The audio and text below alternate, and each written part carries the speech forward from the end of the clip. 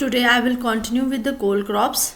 Coal crops having the origin Mediterranean region and the coal crops are very nutritious and delicious vegetables. यानी कि कोल crops जो हैं क्यों हम इन्हें कोल क्रॉप्स कहते हैं क्योंकि ये कूलर रीजन्स के क्रॉप हैं और ब्रासिकेसी फैमिली से बिलोंग करती हैं. सो कोल रीजन की ग्रोथ हैबिट होने की वजह से हम इन्हें जनरली ब्रासिकास भी कहते हैं. सो कोल क्रॉप्स न केवल डिलीशियस होती हैं बट कि उनमें न्यूट्रिएंट्स के कंपोनेंट्स भी ज़्यादा पाए जाते हैं जो कि एक हमारी हेल्दी डाइट के लिए बहुत ही इम्पॉर्टेंट है. सबसे पहले मैंने कोल क्रॉप्स में ब्रोकली की बात की थी जो कि बहुत ही पॉपुलर कोल क्रॉप है जिसके जो फ्लोरेट्स रहते हैं वो लार्ज ग्रीन कलर के फ्लोरेट्स होते हैं with nutritional benefits. And next जो कोल वर्ड है वो आपका कॉलेज से लिया गया है. कोल का मीन्स है स्टेम. सो एक हाईली डिफ्रेंशिएटेड प्लांट्स हैं जो कि वाइल्ड एंसेस्टर ब्रासिका ओलेरेसिया से लिए गए हैं वैरायटी सिल्वेस्ट्रिस. तो वाइल्ड एंसेस्टर है ब्रासिकास का ब्रासिका ओलेरेसिया वैरायटी ओलेरेसिया और सिल्वेस्ट्रिस जिसे कि हम वाइल्ड कैबेज के नाम से भी जानते हैं. तो कोल क्रॉप्स सेकेंडली जो इम्पॉर्टेंट है वो है कि ये विंटर सीजन्स की क्रॉप रहती हैं. मतलब कि मोस्ट पॉपुलर वेजिटेबल्स हैं विंटर सीजन की. मैक्सिमम जितने भी कोल क्रॉप्स हैं उनमें कॉलीफ्लावर कैबेज और थर्ड इम्पॉर्टेंट ब्रोकली का इम्पॉर्टेंट रोल है. सो ब्रोकली जो है बहुत ही पॉपुलर वेजिटेबल हो रही है इस टाइम क्योंकि ज़्यादा से ज़्यादा मेडिसिनल और न्यूट्रिटिव वैल्यू होने की वजह से इसे एक हेल्दी क्रॉप ही नहीं बल्कि एक हाईली रेम्यूनरेटिव वेजिटेबल क्रॉप की तरह भी लिया जा रहा है. तो डिफरेंट यूजेस की बात की जाए तो जनरली हम इन्हें रॉ फॉर्म में भी ले सकते हैं और कुक्ड फॉर्म में भी यूज़ कर सकते हैं. जितने भी कोल क्रॉप्स हैं वो विटामिन ए का अच्छा सोर्स है और इवन विटामिन सी का. मिनरल्स का कंपोनेंट्स जो कोल क्रॉप्स में पाया जाता है वो है potassium phosphorus calcium sodium and iron. So इसलिए जो कोल क्रॉप्स हैं हम उन्हें प्रोटेक्टिव फूड कहते हैं क्योंकि उनमें प्रोटेक्टिव प्रॉपर्टीज़ रहती हैं due to the presence of these vitamins and minerals. So ये जो है बाउल मूवमेंट के लिए भी बहुत ही इम्पॉर्टेंट है और कैंसर जैसी बीमारियों से लड़ने में भी हमारी हेल्प करती हैं. देन अनदर इम्पॉर्टेंट यूज़ में बात की जाए तो ये gout diarrhoea colic troubles stomach troubles और डीफनेस इवन हेडेक्स जैसी प्रॉब्लम्स के अगेंस्ट भी वर्क करती हैं. सो जो कोल क्रॉप्स की लीव्स रहती हैं वो जनरली वुंड्स को कवर करने के लिए यूज़ की जाती हैं अल्सर्स की प्रॉब्लम को ट्रीट करने के लिए एंड इवन रिकमेंड किया जाता है अगेंस्ट द हैंगओवर. कैबेज का जो जूस है बहुत ही इम्पॉर्टेंट है और एक रेमेडी जिसे हम कह सकते हैं रेमेडी है against the poisonous mushroom.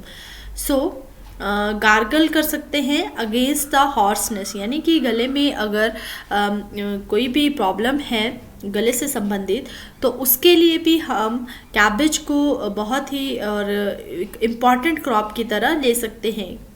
Then सबसे पहले जो कोल क्रॉप्स में बात की थी मैंने वो ब्रोकली की बात की थी. अब next important cole crop cauliflower की बात करूँगी. तो कॉलीफ्लावर का बोटैनिकल नेम है brassica oleracea variety botrytis.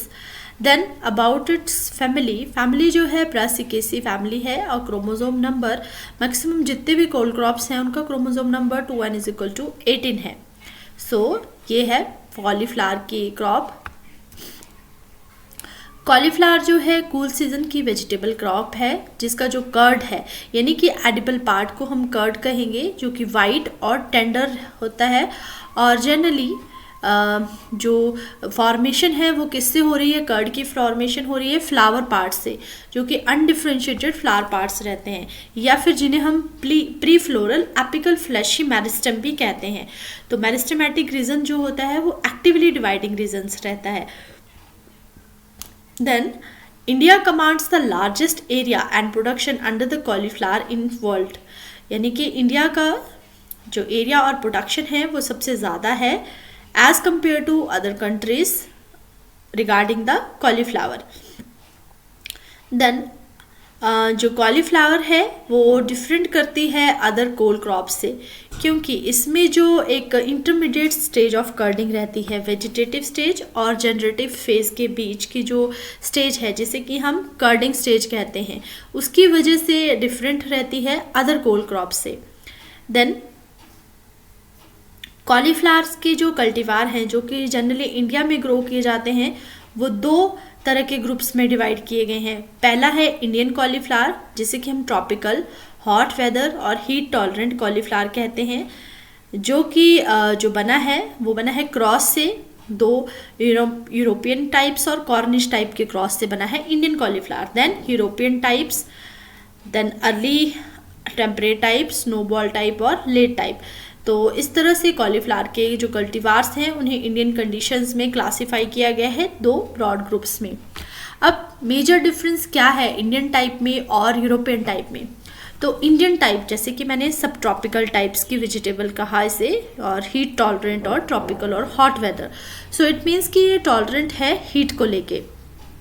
Then about the European type, जो यूरोपियन टाइप की वेजिटेबल है कॉलीफ्लावर, वो जनरली हीट को टॉलरेट नहीं कर सकती।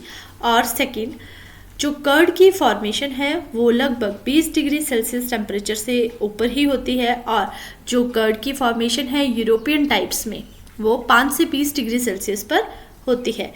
Then about the Indian types, Indian types जो हैं जनरली एनुअल पर्पस की रहती हैं, यानी कि हम इन्हें जनरली वेजिटेबल पर्पस से ही यूज़ कर सकते हैं। देन यूरोपियन टाइप में 2 बार यानी कि 2 साल तक क्रॉप को लिया जाता है, so it is a biennial crop. और annual means a single run में, only for the vegetative part और वेजिटेबल पार्ट के लिए। देन बाइनियल में जो है सीड की प्रोडक्शन भी की जाती है, फ्लावर स्टॉक की फॉर्मेशन होती है। सो इंडियन टाइप के जो कर्ड्स रहते हैं जिन्हें कि हम इंटरमीडिएट स्टेज ऑफ कर्डिंग कहते हैं, वो येलो टू क्रीमिश कर्ड्स रहते हैं, लूज कर्ड्स होते हैं विद स्ट्रॉन्ग फ्लेवर। जबकि यूरोपियन टाइप्स के जो कर्ड रहते हैं वो स्नो वाइट कलर के कर्ड्स होते हैं और माइल्ड, और या फिर आप कह सकते हैं कि कोई फ्लेवर नहीं होता यूरोपियन टाइप्स में। सो ये बहुत ही बेटर क्वालिटी के कर्ड्स रहते हैं। देन प्लांट की बात की जाए तो प्लांट में जो जनरली जो इंडियन टाइप्स का प्लांट है वो शॉर्ट टाइप के रहते हैं, और यूरोपियन टाइप के प्लांट्स स्टेडी प्लांट्स होते हैं, और इनके जो स्टॉक है वो लॉन्ग स्टॉक रहता है और लूजली अरेंज्ड लीव्स। जबकि यूरोपियन टाइप्स के जो लीव्स हैं वो लॉन्ग लीव्स होती हैं, जो कि एक प्रोटेक्शन देती है कर्ड को अगेंस्ट द, सो एक ब्लांचिंग की तरह भी एक्ट करता है। Then about the Indian types जो हैं अर्ली में आती हैं, जनरली अर्ली सीजन में, और यूरोपियन टाइप्स लेट सीजन में। तो इंडियन टाइप्स में ज़्यादा वेरिएबिलिटी पाई जाती है, सो इन्हें हेटेरोजाइगस भी कहा जाता है। जबकि यूरोपियन टाइप्स में लेस वेरिएबिलिटी होने की वजह से इन्हें होमोजाइगस कहा जाता है। सो इंडियन टाइप्स जो है ज़्यादा सेल्फ इनकम्पैटिबल रहती है as compare to European type. So it means self incompatibility का मतलब है कि जो मेल और फीमेल पार्ट्स रहते हैं they are not compatible to carry out the effective pollination. So annual type की होने की वजह से इंडियन टाइप का जो जुवेनाइल फेज रहता है वो स्मॉल होता है as compare to European types, जबकि यूरोपियन टाइप्स में जो जुवेनाइल फेज रहता है वो लॉन्गर होता है। देन इंडियन टाइप्स में there is a no need of vernalization, but cold treatments की नीड होती है, जो कि 10 से 13 डिग्री सेल्सियस तक होना चाहिए। वर्नलाइजेशन का मतलब है सीड स्टॉक की फॉर्मेशन होना या फ्लावर स्टॉक की फॉर्मेशन होना, जबकि यूरोपियन टाइप में वर्नलाइजेशन की ज़रूरत होती है, जो कि लगभग 8 से 10 वीक्स तक होनी चाहिए ताकि सीड स्टॉक की फॉर्मेशन हो, और टेम्परेचर वर्नलाइजेशन के लिए लगभग 7 डिग्री सेल्सियस होना चाहिए। Then about the soils, agronomic practices की बात की जाए तो किस तरह की सॉइल्स जो में कॉलीफ्लावर को जनरली ग्रो किया जाता है। तो कॉलीफ्लावर को ग्रो करने के लिए जो सॉइल की कंडीशंस हैं वो फर्टिलिटी अच्छी होनी चाहिए, वाटर होल्डिंग कैपेसिटी सही होनी चाहिए, ड्रेनेज की प्रॉब्लम नहीं होनी चाहिए, और इसीलिए हम इन्हें अगर ये सारी प्रॉपर्टीज सॉइल्स में हैं तो इन्हें जो है हर तरह की सॉइल में ग्रो किया जा सकता है। सो वाटर स्टेगनेशन की वजह से जो ग्रोथ है वो कम हो सकती है, सेकेंडली जो मिड सीज़न और लेट सीज़न की जो क्रॉप रहती है वो प्रॉपरली ग्रो तभी कर पाती हैं अगर मीडियम हैवी और हैवी सॉइल्स हों। देन जो लाइट और लाइट मीडियम सॉइल्स होती हैं वो अर्ली क्रॉप के लिए ली जाती हैं, जहाँ पे जो ड्रेनेज रहता है रेनी सीजन में वो इजी है, यानी कि अर्ली क्रॉप जिसे कि हम एनुअल क्रॉप कह रहे हैं और इंडियन टाइप की क्रॉप कह रहे हैं, और जो मिड सीजन और लेट टाइप की है जो कि यूरोपियन टाइप की है यानी कि टेम्परेट टाइप की क्रॉप है, तो उसके लिए सॉइल चाहिए medium heavy to heavy soils. Then preferred pH जो कॉलीफ्लावर के लिए रहती है वो है 6 to 6.5, और अगर मैग्नीशियम की डिफिशिएंसी पाई जाती है सॉइल्स में तो जो पीएच है पीएच जब 7 से ऊपर चली जाएगी तो जो बोरोन की अवेलेबिलिटी है वो कम हो जाएगी, तो मैग्नीशियम जो है क्विकली अपीयर होगा एसिडिक सॉइल्स में, जबकि जो पीएच ज़्यादा होने की वजह से बोरोन की वजह से जो डेफिशिएंसी होगी जिसे हम ब्राउनिंग कहेंगे।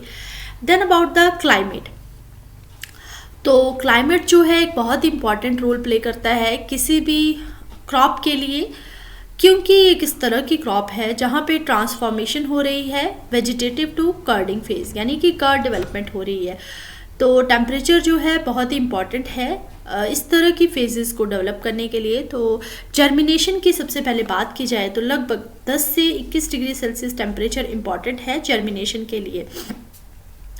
Then about the thermosensitive crop, thermosensitive crop का मतलब है कि ये टेम्परेचर के रिगार्डिंग बहुत ही सेंसिटिव क्रॉप है, क्योंकि टेम्परेचर जो है इन्फ्लुएंस करता है ग्रोथ स्टेजेस को, लाइक वेजिटेटिव स्टेज को, रिप्रोडक्टिव स्टेज को। Then about the transformation stages, transformation होती है वेजिटेटिव से कर्डिंग फेज में, यानी कि जिसे कि हम इंटरमीडिएट कर्डिंग फेज कह रहे हैं, जो कि वेजिटेटिव और रिप्रोडक्टिव फेज के बीच की फेज है। तो वहाँ तक पहुँचने के लिए लगभग टेम्परेचर 5 डिग्री सेल्सियस से लेके 28 से 30 डिग्री सेल्सियस रहना चाहिए, जो कि डिपेंड करता है एक पर्टिकुलर मैच्योरिटी ग्रुप पे और एक पर्टिकुलर कल्टीवार के ऊपर। सो वेजिटेटिव ग्रोथ जो है बहुत ही इम्पॉर्टेंट ग्रोथ है, तो इसी ग्रोथ को यानी कि इस फेज़ को जो कि जुवेनाइल फेज़ है उसे कंप्लीट करके ही प्लांट जो है अनदर फेज़ में जो है वो मूव करता है, जिसे कि हम इंटरमीडिएट कर्डिंग फेज़ कहते हैं। देन जो मिड लेट ग्रुप है जो कि 4 वीक्स के अंदर तैयार हो जाते हैं, या और जो लेट ग्रुप्स है जो कि 5 to 6 वीक्स लगते हैं जिन्हें ट्रांसफॉर्मेशन के लिए फ्रॉम वेजिटेटिव टू कर्डिंग फेज, तो उनके लिए जो टेम्परेचर है वो अलग अलग होना चाहिए। तो इसीलिए हम उन्हें इंडियन और यूरोपियन टाइप्स और या फिर ट्रॉपिकल और टेम्परेट टाइप्स की क्रॉप में डिफ्रेंशिएट कर रहे हैं। देन टेम्परेचर जो है ऑप्टिमम टेम्परेचर जो ग्रोथ के लिए है, किसी भी यंग प्लांट की ग्रोथ के लिए वो लगभग 23 डिग्री सेल्सियस टेम्परेचर होना बहुत इंपॉर्टेंट है, यानी कि इनिशियल स्टेजेस का जो टेम्परेचर है वो 23 डिग्री सेल्सियस होना चाहिए, और जो मोर फेवरेबल टेम्परेचर है लेटर स्टेजेस में वो आपका 17 से 20 डिग्री सेल्सियस टेम्परेचर रहना चाहिए। जबकि जो ट्रॉपिकल कल्टीवार हैं वो इवन 35 डिग्री सेल्सियस मतलब कि हीट टॉलरेंट है, तो इसीलिए 35 डिग्री सेल्सियस टेम्परेचर पे भी ग्रो कर जाते हैं। जैसे कि मैंने एक ब्रोकली में बात कही थी कि similar agronomic practices, similar soil की कंडीशंस रहेंगी, सिमिलर जो क्लाइमेट है होगा कर्डिंग के लिए, तो इसीलिए वहाँ पे डिस्कस नहीं किया गया था रिगार्डिंग द सॉइल क्लाइमेट और इवन अनदर एग्रोनॉमिक प्रैक्टिसेस। सो इसलिए यहाँ पे जो मैंने डिस्कस किया सबसे पहले सॉइल के बारे में, उसके बाद क्लाइमेट के बारे में। तो सिमिलर सॉइल और क्लाइमेट जो है ब्रोकली के लिए प्रेफरेबल है। Then about the effect of temperature at curd formation stage, तो टेम्परेचर का क्या इफ़ेक्ट है कर्डिंग के टाइम। सबसे पहला इफ़ेक्ट, अगर टेम्परेचर कर्डिंग के टाइम ऑप्टिमम टेम्परेचर से ज़्यादा है, मीन्स कि ऑप्टिमम टेम्परेचर से ज़्यादा टेम्परेचर जा रहा है, तो प्लांट्स जो हैं वो अपने आप को सिर्फ वेजिटेटिव स्टेज में ही रखेंगे विदाउट फॉर्मिंग यानी कर्ड फेज। सबसे पहला इफेक्ट हुआ टेम्परेचर का, अगर टेम्परेचर ज़्यादा जा रहा है तो वेजिटेटिव स्टेज ही स्टेबल रहेगी। देन लेट ग्रुप के जो कल्टीवार्स हैं उनके लिए टेम्परेचर चाहिए 15 से 20 डिग्री सेल्सियस, जो कि ऑप्टिमम टेम्परेचर है ग्रोथ और डेवलपमेंट के लिए। बट सेम टेम्परेचर के ऊपर, अगर 15 से 20 डिग्री सेल्सियस टेम्परेचर के ऊपर है, टेम्परेचर हो रहा है, तो उसकी वजह से कर्ड फॉर्मेशन हो जाएगी अर्ली कल्टीवार्स में। तो जो हमारा यूरोपियन टाइप्स है या टेम्परेट टाइप्स के हैं, उसमें अर्ली, मिड अर्ली और लेट सीजन की वैरायटी, लेट सीजन के कॉलीफ्लावर के ग्रुप्स रहते हैं according to the maturity basis पे। देयरफॉर व्हेन अर्ली और मिड मैच्योरिंग वेराइटीज़ को जब हम लो टेम्परेचर पे ग्रो करेंगे तो बटन की फॉर्मेशन होगी, यानी कि जो कर्ड्स हो गए वो बिल्कुल बटन शेप्स में होंगे, और जिसकी वजह से राइसिनेस की प्रॉब्लम भी आ सकती है, ग्रीन बर्ड फॉर्मेशन जिसे हम कहते हैं। सो क्या हुआ कि जो टेम्परेचर जब अर्ली और मिड मैच्योरिंग कल्टीवार्स के लिए लोअर टेम्परेचर हो गया तो उसकी वजह से बटन हेड की फॉर्मेशन हुई, बटन कर्ड की फॉर्मेशन हुई। और नेक्स्ट जो प्रॉब्लम हुई वो हुई राइसिनेस का मतलब है ग्रीन बर्ड फॉर्मेशन। देन जो टेम्परेचर है वो आपका ज़्यादा फ्लक्चुएट नहीं करना चाहिए कर्ड इनिशिएशन फेजेस में, अदरवाइज जो कर्ड की क्वालिटी है वो डिटेरियोरेट हो सकती है। सो टेम्परेचर का बहुत ज़्यादा इफेक्ट है कर्ड फॉर्मेशन स्टेजेस में। तो बहुत बार एग्ज़ाम में भी पूछा गया है कि रोल ऑफ टेम्परेचर फॉर कर्डिंग। सो ये सारा आपको मेंशन करना है कि क्या क्या रोल है टेम्परेचर का कर्ड फॉर्मेशन के लिए।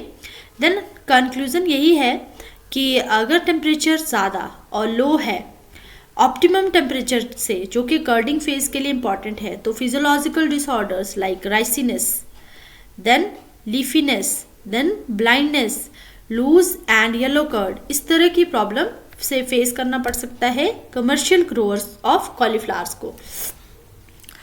Then about the different maturity groups, कितने मैच्योरिटी ग्रुप्स हैं?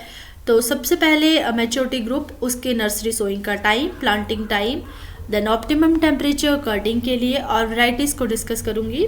तो सबसे पहले एक्स्ट्रा अर्ली मैच्योरिटी ग्रुप में आता है एक्स्ट्रा अर्ली ग्रुप, जो कि मई मैच्योरिटी होती है। तो नर्सरी सोइंग करेंगे एंड ऑफ फेब्रुअरी।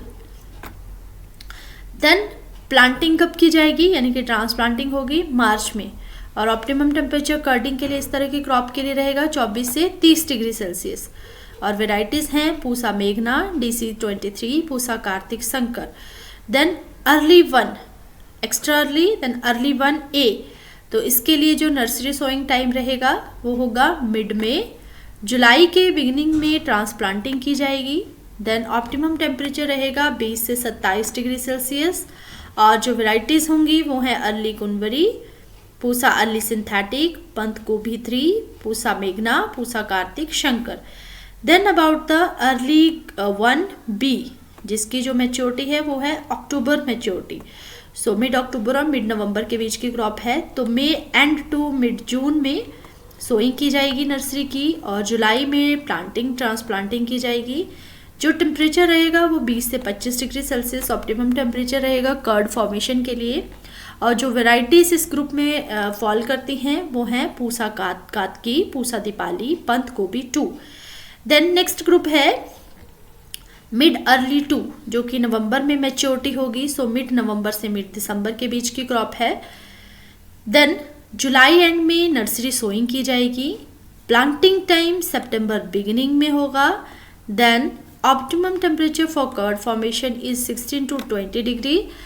तो इसके लिए जो वेराइटीज़ हैं, इम्प्रूव्ड वेराइटीज़ रहेंगी, वो हैं improved Japanese 12-C, Pusa hybrid 2, Pusa Sharad, Pant Gobhi 4।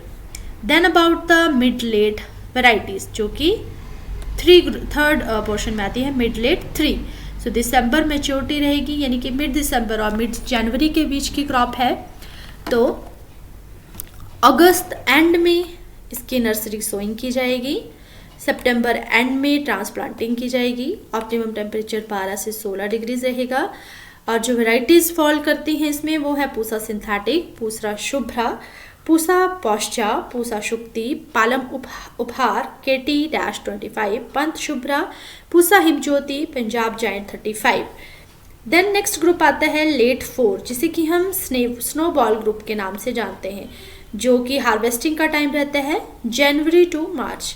तो नर्सरी सोइंग की जाएगी सितंबर एंड से लेके मिड अक्टूबर तक, देन अक्टूबर एंड से मिड नवंबर तक प्लांटिंग टाइम, 10 से 16 degree Celsius temperature curd formation के लिए। और जो वेराइटीज़ इसमें लाई डाउन करेंगी वो हैं snowball 16, Pusa snowball 1, Pusa snowball Katrain 1, Dania and Ooty 1। So इस तरह से डिफरेंट मेच्योरिटी ग्रुप्स को डिफ्रेंशिएट किया गया है कर्ड फॉर्मेशन के स्टेजेस के टेम्परेचर के बिहाफ से, और नर्सरी सोइंग के बिहाफ पे, और ट्रांसप्लांटिंग के टाइम से। देन हिमाचल प्रदेश में कौन कौन सी जो वेराइटीज़ हैं वो रिकमेंड की गई हैं। तो सबसे पहली वेराइटी है अर्ली ग्रुप के लिए, जो कि अर्ली कुंवरी पूसा दीपाली रहेगी।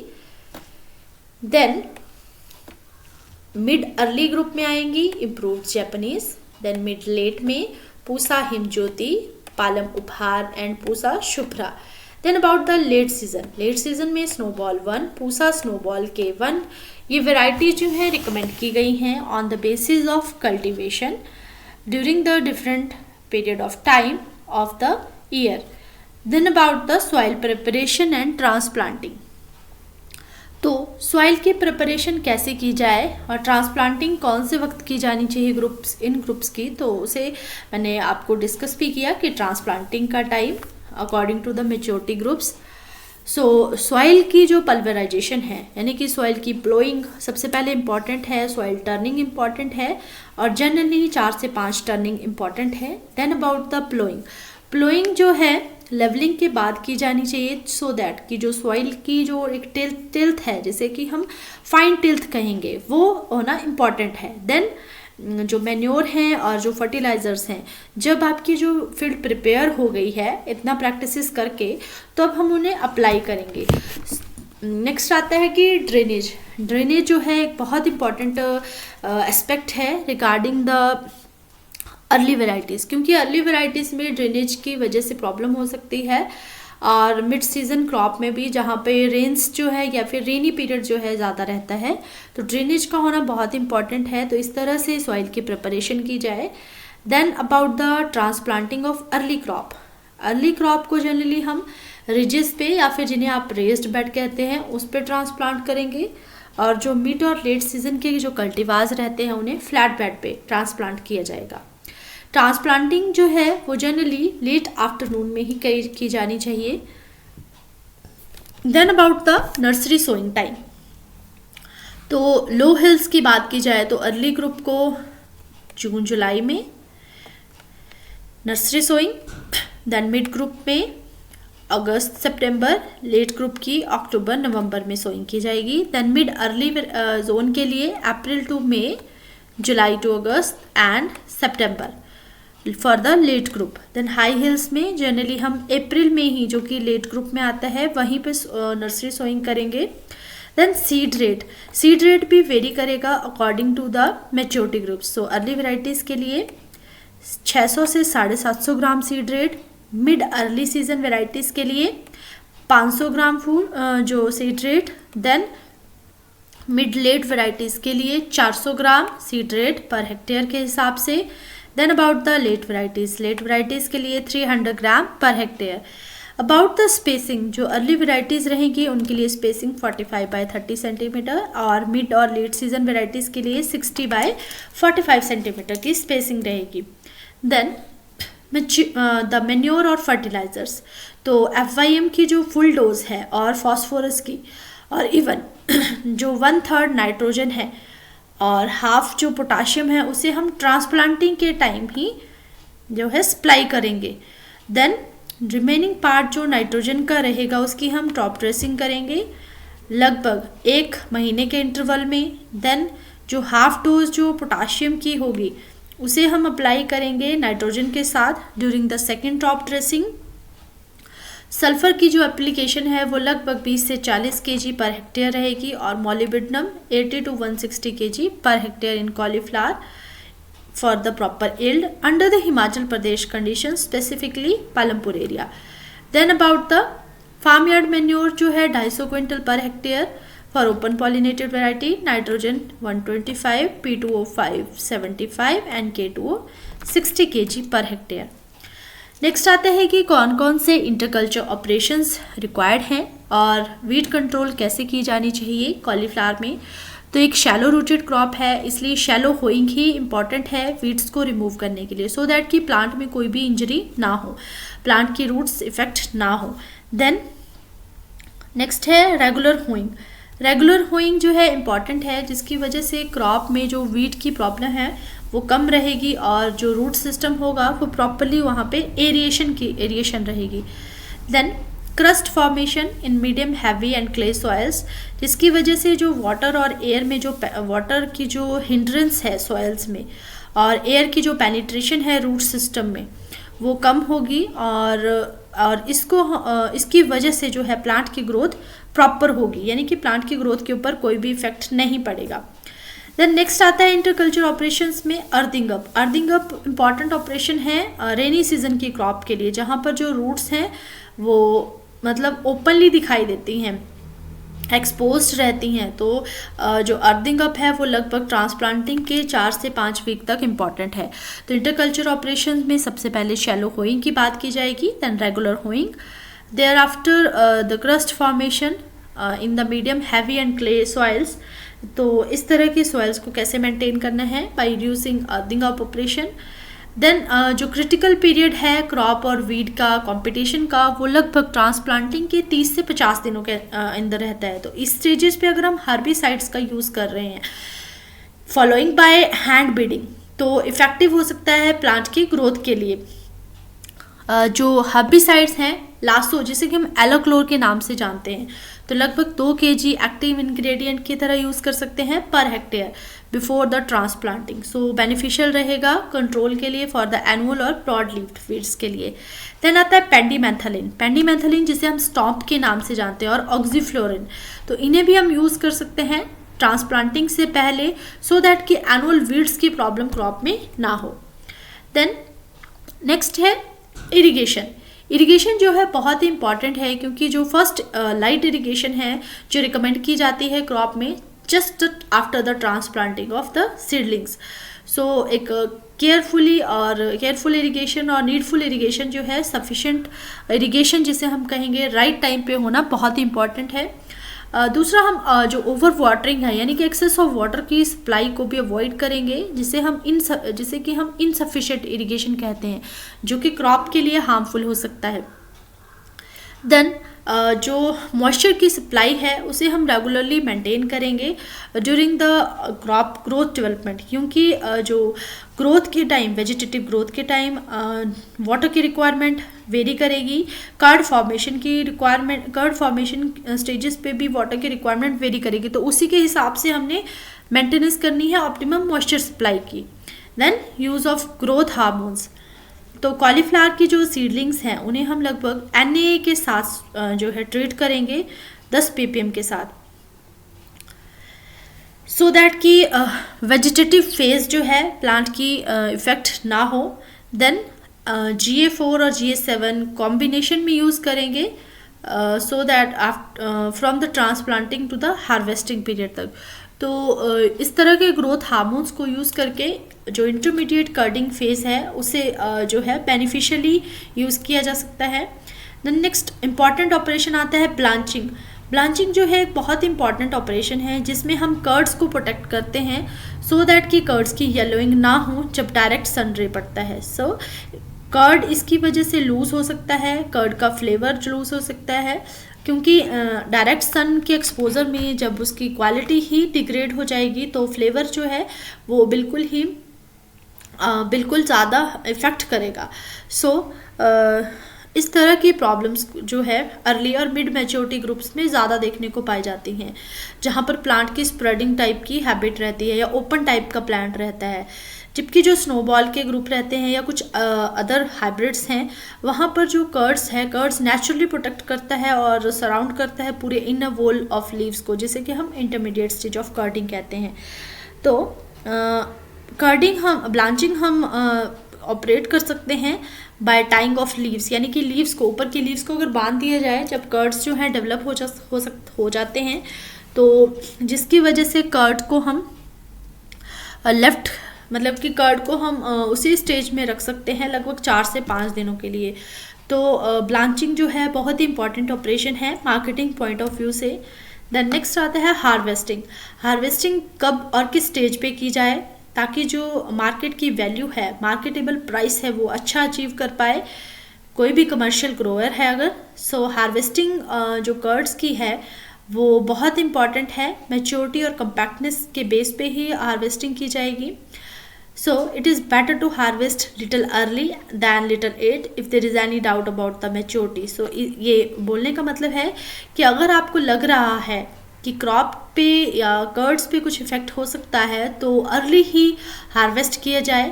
डिलेड हार्वेस्टिंग की वजह से फ्लावर स्टॉक की फॉर्मेशन हो सकती है, ओवर मैच्योर्ड हो सकता है कर्ड, और जो कर्ड की क्वालिटी है वो डिग्रेड हो सकती है।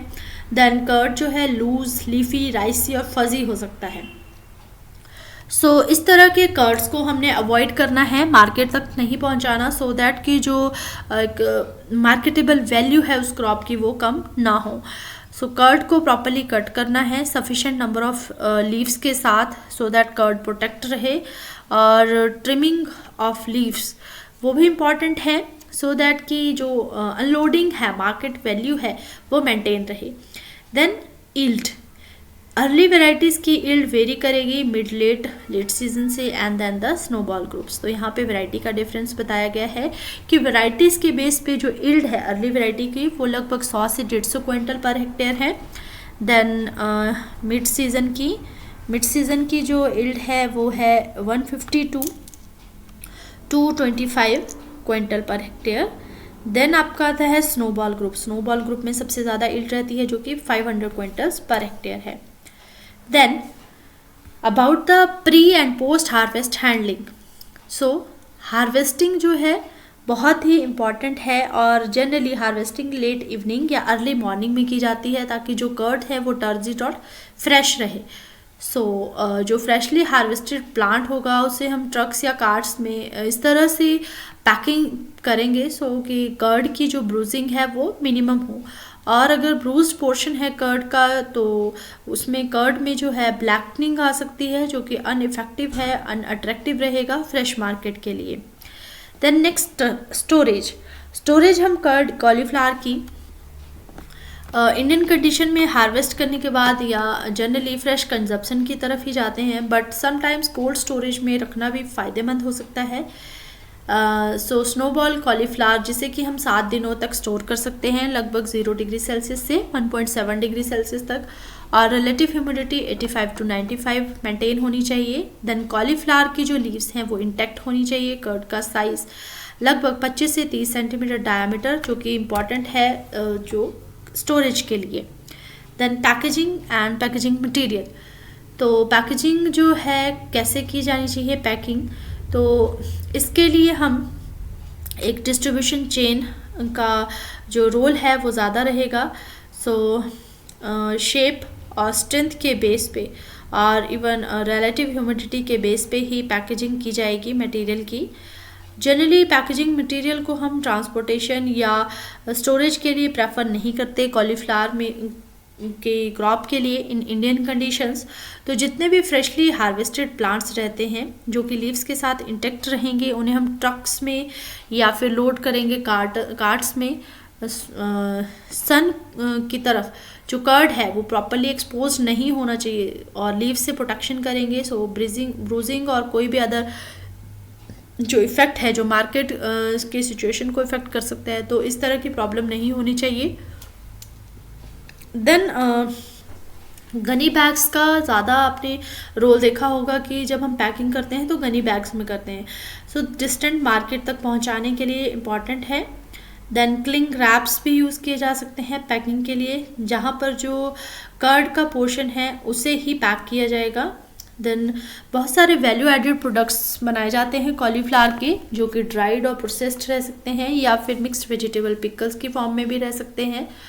सो कॉलीफ्लावर को हम प्रिजर्व कर सकते हैं केमिकल सॉल्यूशन में by using 3% salt plus 0.3% potassium metabisulphite, 0.8% glacial acetic acid, glass jar में कर सकते हैं सेव फॉर लगभग 6 to 8 months for culinary and for pickling purpose. Frozen cauliflower जो हैं उनके जो कर्ड्स रहते हैं उन्हें हम वॉश करेंगे, पीसेज में कट करेंगे, ब्लांचिंग करेंगे and then we will go for the packaging. Packaging करेंगे पॉली बैग्स में, पॉली बैग्स जो कि डिज़ायर्ड साइज़ के रहेंगे for the market purpose. Then dehydrated cauliflower. Dehydrated cauliflower क्या है, यानी कि कॉलीफ्लावर के बटन्स को हम सेपरेट करेंगे और उन्हें स्मॉल पीसेस में कट करेंगे। Then we will go for the blanching. Blanching generally boil water में की जाती है लगभग 4 से 5 मिनट के लिए, और 0.5% SO2 का सॉल्यूशन के लिए में करेंगे ब्लांचिंग लगभग 1 घंटे के लिए। देन जो सॉल्यूशन होगा उसे हम ड्रेन कर देंगे, वॉश कर देंगे एंड ड्राई करेंगे उनको लगभग 60 डिग्री सेल्सियस पे 10 से 12 घंटों के लिए। जो ड्राई मैटर कंटेंट रहेगा वो 7% होना चाहिए और स्नोबॉल ग्रुप के लिए, और 8 से 10% ट्रॉपिकल कॉलीफ्लावर के लिए। सो ये इंपॉर्टेंट है dehydrated cauliflower. Then canning. Canning जो है बहुत ही लिमिटेड स्केल में इंडिया में की जाती है, बट कैनिंग इम्पॉर्टेंट है क्योंकि जो हम कर्ड हैं जब उन्हें कट करेंगे, कॉम्पैक्ट कर्ड को कट करेंगे स्मॉल सूटेबल पीसेस में, ब्लांचिंग करेंगे सिट्रिक एसिड या टार्टरिक एसिड के सॉल्यूशन में, then we will go for the brining. Brining में हम इसलिए करते हैं ताकि डिस्कलरेशन ना हो, और जितना भी प्लास्ट मटेरियल होगा उन्हें हम कैंस में फिल करेंगे along with the 2% brine solution. Brine solution generally NaCl का सॉल्यूशन होता है, और इस तरह के सॉल्यूशन में जब हमें सीलिंग और स्टरलाइजेशन करेंगे तो जो कैनिंग है वो इफ़ेक्टिव रहेगी। तो पिंक कलरेशन कैंड प्रोडक्ट में एक बहुत ही मेजर प्रॉब्लम है।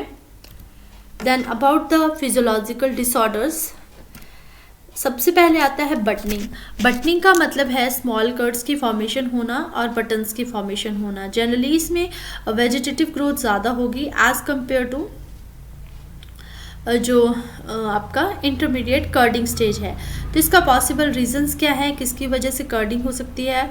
सबसे पहले है तो हमने रॉन्ग कल्टीवार को सिलेक्ट किया है, मतलब कि प्लांटिंग कर दी है अर्ली वेराइटीज़ की लेट ग्रुप में। देन रूट इंजरी भी दूसरा मेजर क्रॉप हो सकता है फॉर द दिस बटनिंग, और इंसेक्ट और पेस्ट से डिजीज़ अनदर इम्पॉर्टेंट डिजीज़ से जब इफेक्ट होगी crop.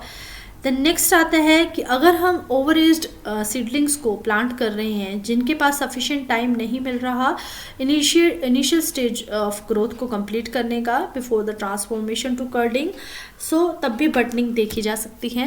Next important physiological disorder है राइसिनस।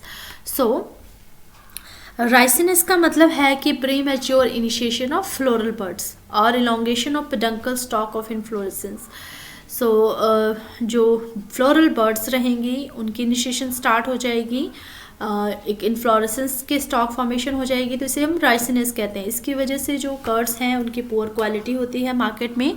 पॉसिबल रीज़न है राइसिनस के सबसे पहला टेम्परेचर ज़्यादा या कम टेम्परेचर जो कि ऑप्टिमम रिक्वायर्ड टेम्परेचर है उसकी वजह से भी कर्डिंग हो सकती है, या फिर ज़्यादा नाइट्रोजन ज़्यादा टेम्परेचर की वजह से भी कर्ड की प्रॉब्लम कर्ड में राइसिनस हो सकती है। Then management, proper management soil moisture और फर्टिलिटी का इम्पॉर्टेंट है।